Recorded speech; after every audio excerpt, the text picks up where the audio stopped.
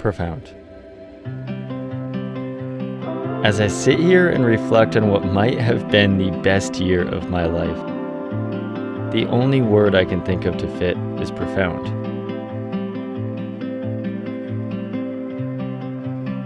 A year full of peaks and valleys, each event being a significant piece in the puzzle we're calling 2022.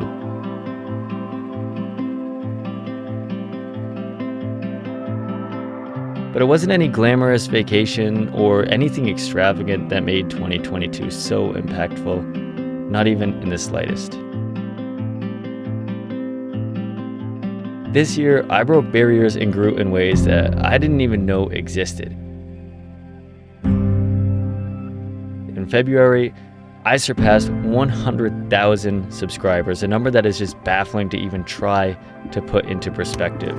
And although I still feel so undeserving of that, I love each and every one of you and love creating for you all. And at the beginning of the year, I began traveling a lot more too. I went to California for the first time, pushed myself to shoot some really fun projects, and met some amazing people along the way. And I think that chasing new experiences is something that has always run deep within me. It just hadn't shown its light until this year. And I ended up DPing a film called Cardiac Hill and had the time of my life finally getting to do the kind of work I've always dreamed of doing. But if I'm being totally honest, at the start of the year, the picture was painted a bit different. I was living back with my parents, literally working out of my parents' basement. And for me, that was the most discouraging thing to say at 25. I was scared. I was scared to make a change. I was scared to take a leap. I was comfortable because it was safe. It was almost easier to stay stagnant and just feel shitty about the situation rather than face it head on. But instead of trying to make one big leap towards some end goal, I found myself taking one step after another on the brink of a life-altering decision. March 31st, a day I will never forget. I made the decision to pack my life into a big yellow truck and drive west 2,374 miles to the state of Utah. Why Utah? I didn't know anyone in Utah. I'd only been there twice, but I felt something telling me to move. So I did. I packed everything up in the truck and just said, fuck it.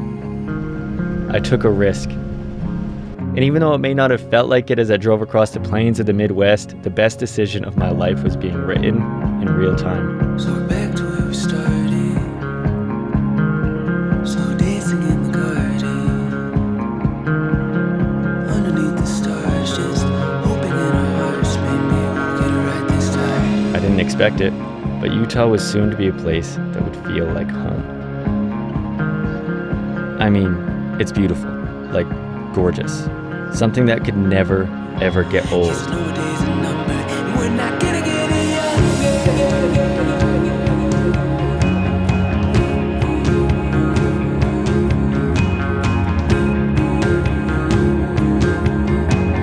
And shortly after moving, I began getting acquainted with the amazing film community here, finding myself on more and more sets and meeting so many insanely talented individuals. And I built up the courage to tackle something so intimidating. Creating my first ever lighting course that was shot over the duration of a few months but felt like a week and a year all in the same time. And before I knew it, I began making all of these bigger leaps and seeing them pay off, and it was so encouraging.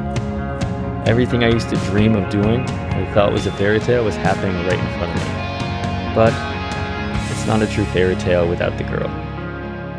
So to make things right, Utah gave me the girl, Olivia.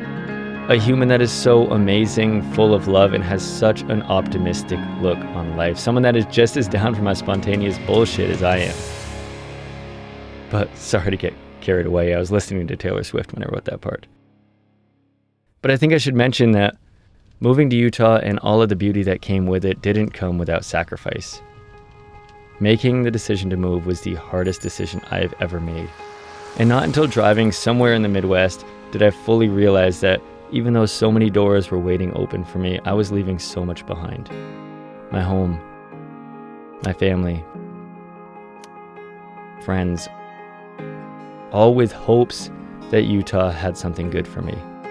And when I got here at first, it felt like the furthest thing from home. Instantly, I questioned if I made an impulsive mistake. But I didn't quit. I leaned into the discomfort, and soon enough, I found that it quickly became everything that I've been dreaming of and more. Jumps like this are literally what defined 2022 for me. If it wasn't for putting myself on the line, taking risks, I might still be in the same basement that this year started in, having no idea what this year could have been. So if there was one takeaway from this year, one message, it was to take the risk and put myself on the line. I learned to loosen the reins and just surrender to life and accept it at face value to find the most optimistic view on each puzzle piece that comes my way. By listening to my gut, I gave myself the best year I could have asked for. Every memory, every experience, every person. Through the hardest and loneliest times to the times so good that felt like I was on top of the world, I wouldn't change a single thing. Can you take me back when we were just kids who weren't scared of getting older? Yeah. 'Cause no one knows you like they know you, and no one probably ever will. You can grow up, make new ones, but truth is, there's nothing like old friends. So as I sit here and reminisce on 2022 in Arches National Park in beautiful Utah, I'm saying farewell to 2022. And next year, maybe, just maybe, challenge yourself to take that leap. Take a risk, push yourself out of your comfort zone. So I'll see you next year. I love you.